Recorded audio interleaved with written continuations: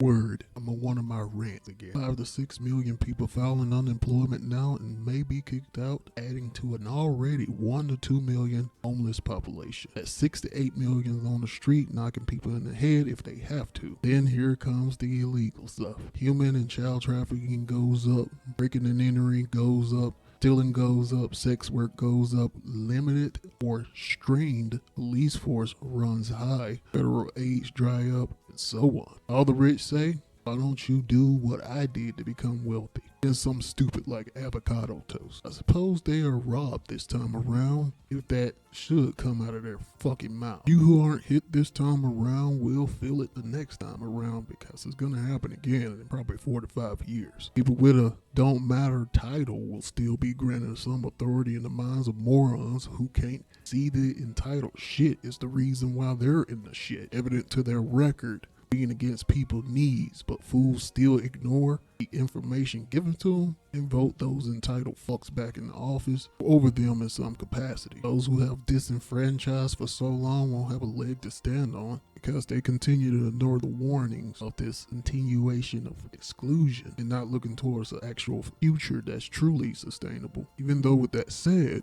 they are granted all this, that, and the other, seeking truth doesn't necessarily mean that everyone will take that as fact. The few who do can start their own strategy to afford a better livelihood on Earth without harming any other soul in the process. All they doing is just baking and betting on the assholes that are doing the evil. And then what you do is you make money off of their bullshit and you go out and do good with it. Tell the truth, if all this shit goes to hell, I'd have been homeless twice, so I'm used to it. I know how to survive on the streets and defend myself when necessary. Not only the 3 governments that'll probably still be around, it's going to be China, Russia, and United States. Oh yeah, one more. Forget about them all the time. Canada. And at the end of this pandemic, we might actually see some different or change in the world markets. So the world stage will probably still look like whether they are ally or enemy. If they're enemy, they completely are taken over. If they're ally, then they'll be somewhat of a puppet state. Only not known to people, and it'll look like a still operational state or government. But as long as they are so weak,